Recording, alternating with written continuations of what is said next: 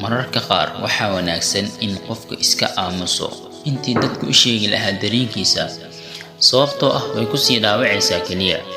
goortii aad ogaato inay ku maqli karaan laakiin aysan ku fahmi karin, waxaan ka xiran karnaa indhaha waxyaabaha aynaan rabin inaan aragno, laakiin kama xiran karno qalbigeena waxyaabaha aynaan rabin inaan dareenno. aad bay daruuri u tahay inaan xushmayno dareenka dadka kale. kala fogaanshuhu ma baabi'iyo xiriirka. ma aha inaad aragto qof xiriir idinka dhexeeyo maalin kasta.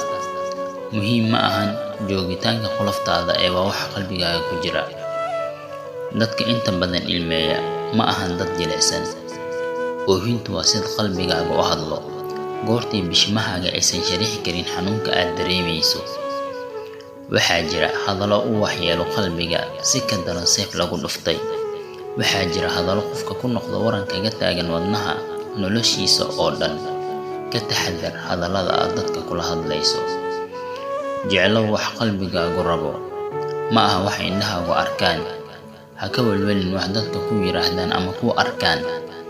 kani waa jaceylkaada ee ma ahan kooda. jeclow ama ka tag qalbi ku dhaawacay, balse marnaba adigu ha dhaawicin qalbi ku jecel. run waa loo ekaysiin karaa dhoola cadayn iyo qosol been ah, laakiin marnaba lagama been sheegi karo ilinta dareenka dhabta ah. xiriiro badan ayaa burbura, sababta ugu weynna ma ahan jaceylka oo meesha ka maqan. jaceylka had iyo jeer wuu joogaa ee ma tago, laakiin qof ayaa keligii aad wax u jeclaa halka qofka kale isaga jiray ciyaar iyo khiyaali. ha u ogolaan xiriiro hore oo noloshaada ah inuu burburiyo farxadda mustaqbalkaaga. nabarka ama xagtinta waa inay ku xusuusiyaan wixii aad ka soo gudubtay, ma ahan halka aad u socoto.